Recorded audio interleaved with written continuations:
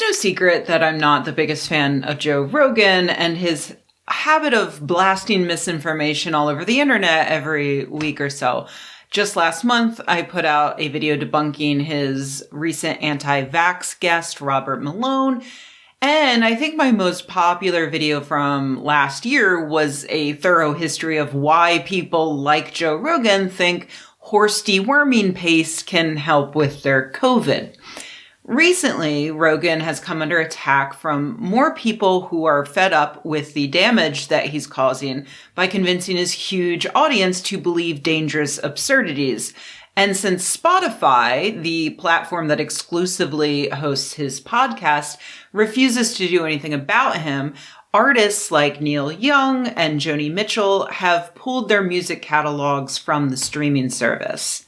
On the other side, Rogan has found some backup in a source that you might find surprising, former Daily Show host Jon Stewart, who has a new show where he waxes about current events. Here's what he had to say about Rogan and Spotify. Don't leave, don't abandon, don't censor, engage.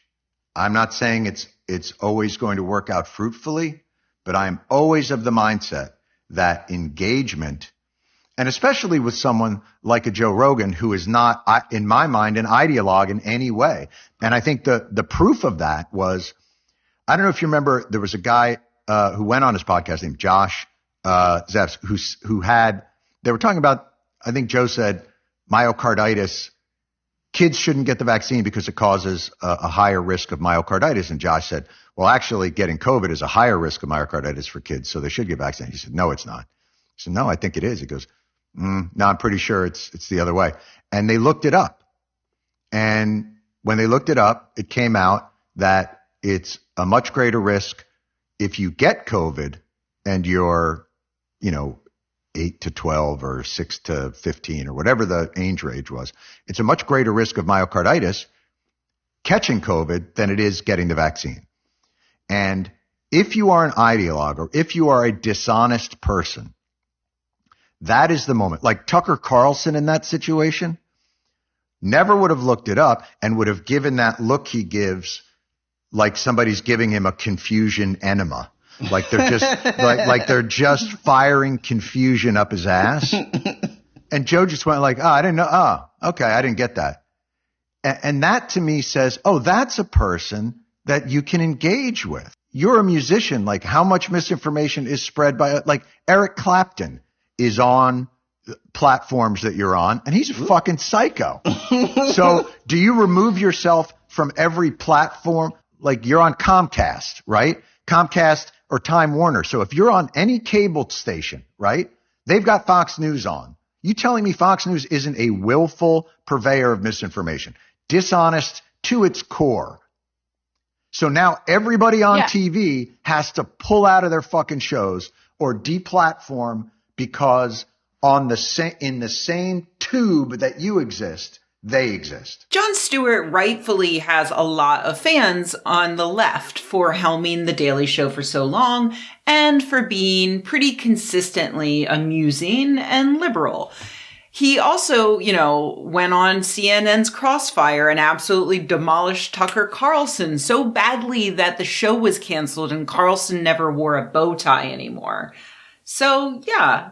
Jon Stewart can be okay. But in many cases, and in this specific recent case on his show, Stewart is almost willfully ignorant, thoughtless, overly simplistic, both sides-ist, which is a thing I just made up, and honestly cowardly, to the point where I was inspired to make this video to tell you exactly why. So Stewart says, don't leave, don't abandon, don't censor, engage. Which is something that I, too, used to believe when I was in my early 20s before I knew any better. I thought that the answer to any speech you don't like is always more speech. There are a lot of issues with this way of thinking in general, and also as it relates to the specific case. So I'm going to start with the latter, the reason why this is a very bad argument, specifically in regards to Joe Rogan. Stewart is specifically criticizing Neil Young for removing his music from Spotify. And to do that, he has to throw in the word censor. Neil Young is not in any way at all censoring Joe Rogan or Spotify, but Stewart has to use the word censor because otherwise it becomes really obvious that there's nothing Neil Young is doing that we can criticize. Young is using his own freedom to make a very clear statement. Removing his catalog from Spotify is speech. In terms of, this is Neil Young taking a stand, making his voice heard. But sure, let's say that this is Young failing to engage with Joe Rogan and that is somehow bad. Is it always necessary to engage intellectually with your opponents? Absolutely not. Not in a general sense. And you can figure that out by taking an extreme example like Nazis. The paradox of tolerance is such that if you extend tolerance to certain people, they will take that gift, turn around, and then do away with tolerance for others. There are certain people in this world who simply cannot be engaged with in an intellectual discussion because they are at their core dishonest people. Stewart knows this, which is why he then must go on to insist that Joe Rogan is a person who can and should be engaged with. But is that true? So as an example, Jon Stewart points out what happened when Josh Zepps went on Rogan's show a few weeks back, which if you're one of my $5 plus patrons, you would have seen in that week's Friday newsletter. And it's true, Rogan said something that was factually incorrect. He claimed that teenage boys were more likely to experience adverse heart-related reactions to the vaccine compared to COVID. And Zepps immediately informed him that the opposite was true. Teen boys are in fact more likely to experience adverse heart-related reactions by catching COVID compared to getting the vaccine. Zepps insisted that he was correct. Rogan had his lackey Google it. Rogan continued to insist that he was right. Zepps held his own. And it became clear to everyone who was paying attention that Zepps was, in fact, correct. As I pointed out in the newsletter, though, this kind of circumstance is extremely rare because Rogan is a master of what's known as the Gish Gallop, so named by Eugenie Scott after noted creationist Duane Gish, who was well known for engaging in debates and then completely overwhelming his opponent with so many ridiculous, specious claims and outright lies that it would require an inordinate amount of time to research and refute each point. This is, of course, related to Brandolini's law, which states that the amount of energy needed to refute bullshit is an order of magnitude larger than is needed to produce it. And this is actually perfectly encapsulated in the Josh Zepps interview that Jon Stewart references as a good example of why you should engage with Joe Rogan. In fact, the interview proves the opposite. Rogan begins by taking about 10 seconds to say, for young boys in particular, there's an adverse risk associated with the vaccine. There's a 2 to 4-fold increase in incidences of myocarditis.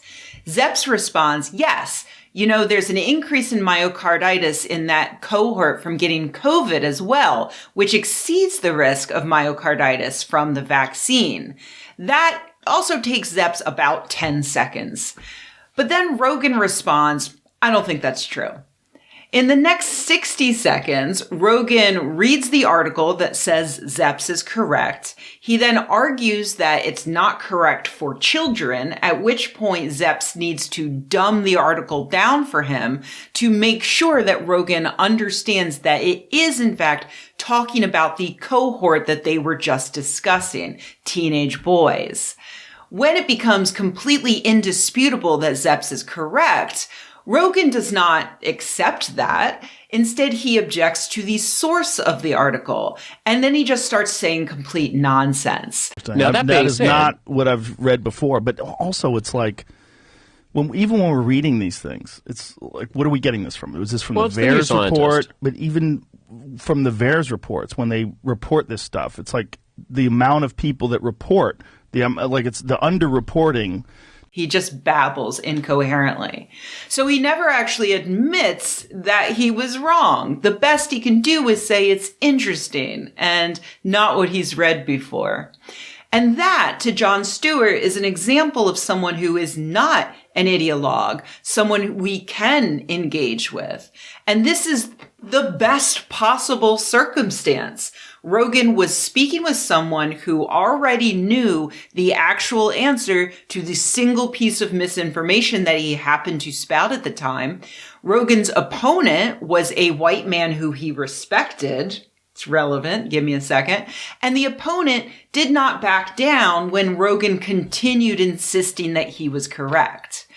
Now let's see what happens in a less than ideal circumstance when Rogan says a piece of misinformation and is confronted by an expert in the field on which he's pontificating. But it's not a white man he respects. On the Opie and Anthony show, Rogan claims that researchers recently found a new chimpanzee called the Bondo ape in the Congo, a 6-foot-tall, 400-pound chimp that nests on the ground, walks upright, and kills lions. Then a PhD primatologist calls in. So let's see what happens. Yeah, I'm a primatologist. There's no such thing as a Bondo ape. You're a fucking idiot. Go online and look it up. You're a what? What do you do? It's a new discovery. You're a primatologist? Well, look it up. You're not current. Pay attention. Go online and look it up. Yeah, this is student. Yeah, you've learned some shit from the college. When did you graduate? I have a PhD from When 2000. did you graduate? When? From 2000. Yeah, when was the last time you got online and researched primates? Have you ever looked at any of the new discoveries? Have you looked at any of Carl Amon's work? Yeah, I've been to Africa. What are you laughing at? Why are you laughing? Why are you laughing? I'll tell you why you're laughing, because you don't have a point. So you're trying to, oh, you're ridiculous. I have a PhD. Meanwhile, there's all sorts of photographs of this primate, this gigantic chimpanzee. Not only that, it's on National Geographic, stupid. NationalGeographic.com. CNN.com, stupid. No. There's bones, there's tissue samples, there's hair, there's fecal matter, there's all sorts of different things. Now, they've mapped the DNA of this animal already? Oh, please. What do you mean, oh, please, stupid? You haven't paid attention to it at all. These are legitimate scientists and primatologists that are in the Congo studying this thing. And you don't know. Yet you're calling up. You've done zero research on this. You haven't looked into it at all. You're telling me we know all the animals that are in the world? Are you telling me we know all the animals in this gigantic, several thousand-mile-long, intense rainforest?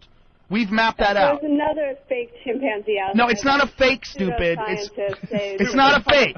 Listen, they have skulls. Listen to me. They have skulls. They have hair. They have fecal samples. They have photographs. They have a dead one. Okay? Yeah. Bye. They're from Fringe. Not Fringe. CNN. Okay? National Geographic. All these different legitimate scientific resources. Go look it up. Bye. You'd like to prove that, wouldn't you? Get your name in the National Geographic. Silly! Listen to her. Oh, I have a PhD. I mean, why do people argue about something that they haven't looked into at all? Why wouldn't she, as a primatologist, go, whoa, for real? Let me look into that. Holy shit. Well, that makes sense. I mean, how could they possibly know all the primates? I mean, couldn't there possibly be another one? But no. Where was she from? Florida? Florida? Somewhere in Florida there? She's dumb enough to live where hurricanes hit. All right, listen, we're gonna take another break. Right. We're gonna play the tribute song for the victims of Hurricane Katrina when we get back. I want to hear that. I'm a primatologist. Those are fringe sites. Like National Geographic is a fucking fringe site. CNN is a fucking fringe site. That's what angers me about people. They think that they know without even looking into it. That is insane. Oh. And with that, we'll continue. Fringe. I have a vagina. I bet some of you were thinking, well, I mean, it's not because she's a woman, right up until the point where Joe Rogan yelled, I have a vagina at the end. I mean, come on. He's Obviously, he's also dismissive of men who know more than him, but he doesn't usually have the guts to scream over them quite so heartily. And again, that was just one false claim. It took Rogan about a minute to make it. And when a primatologist had the nerve to point out that he was wrong, which he was, by the way, the Bondi ape was announced in 2003, years before this podcast. And by 2004, researchers confirmed that it was, in fact, a common chimp. And yet, Joe Rogan spent several minutes just screaming epithets over her. In the course of a regular Joe Rogan show, he can make dozens of false and misleading claims that no one would be able to rebut. Here's another example. Astronomer Phil Plait debated Rogan on Penn Jillette's radio show back in 2007 because Rogan fervently believed at the time that the moon landing was faked. Plait is incredibly knowledgeable about that particular conspiracy theory, but even he was thrown for a loop by Rogan's aggressive Gish Gallop. Early on in their third go-round, Rogan interrupted Plait to say that Wernher von Braun went to Antarctica to gather rocks to pass off as moon rocks, a stupid tall tale that even Plait had never heard before. Plait was still able to poke holes in the story, at which point Rogan went off on von Braun being a Nazi. Plait wrote about the encounter, "I was trying to remain rational, and I called Joe on his logical fallacy, poisoning the well, but he's very aggressive and was rattling stuff off quickly enough that he was able to throw me off a bit. Rogan was a lot more aggressive than in the first show, interrupted me a lot more, and he was bringing up stuff too quickly for me to be able to answer. And when I did try to answer, he stepped on what I was saying." Plait then goes on to say, "This wasn't a debate, it was a radio show, and so his aggressive manner and rapid-fire attack makes it sound like he has more going for him than he really does. When you really look at the evidence he brought up, it's all circumstantial at best. It sounds good on radio, but it's really mostly empty air. As I've said for years, it's easy to bring up a lot of stuff that doesn't make sense, but it takes time to show why it's wrong. On a radio, there simply isn't that kind of time. That's the reason I prefer not to debate stuff like this on the radio or on TV. You can be right, but still look like the other guy owned you. It's not an argument that will be won or lost on the evidence. If it were, the hoax folks would lose before they step foot in the studio." That was from 2007. Here we are 15 years later, and Plait has never been more right. And now Jon Stewart has weighed in with a take that has never been more wrong. Jon Stewart is 15 years behind the times. Speaking of Stewart, let's get back to one final wrong thing he said. The idea that Spotify is merely a platform for these various voices, like they're a platform for Eric Clapton's songs, or like your cable provider is a platform for both Fox News and CNN. Wrong, wrong, wrong, wrong. Spotify is not just a platform for Joe Rogan's podcast. They produce Joe Rogan's podcast. They are just a platform for 100 other podcasts, but they paid Joe Rogan $100 million to be able to exclusively host his show. When critics pointed out dozens of episodes in which Rogan uses the N-word, Spotify sat down with Rogan and his team, discussed his use of racially insensitive language, and had him agree to remove those episodes. If getting paid $100 million is a fundamental human right for podcasters, great, sign me up. I can't wait to cash that check. But it's not. Nor is it Rogan's right for Spotify to advertise his show constantly to all of their many users. Nor is it Spotify's right to have access to all music throughout history. Nor is it Spotify's right to get $10 a month from me or to exist on my phone or on my computer. Were Spotify to merely publish Rogan's RSS feed the same way they do any other podcaster on the planet, Jon Stewart might have an argument to make that they shouldn't be held accountable for what he says on his show. But they don't. They paid him $100 million and they actively decide what is and is not okay for him to say on his show. So now we know the N-word? Nope, not okay. At least not since people started noticing because, they paid Rogan millions of dollars and hosted those shows without complaint before this week. Misinformation about a pandemic that so far killed nearly 6 million people worldwide? That's absolutely fine. So, no, contrary to what Jon Stewart says, it is not Neil Young's responsibility or anyone's to engage with Joe Rogan, who is a truly disgusting, embittered, angry little man. It is all of our responsibilities to vote with our money. Cancel your Spotify service if you don't want to actively fund dangerous misinformation spewing out of the mouth of a moron.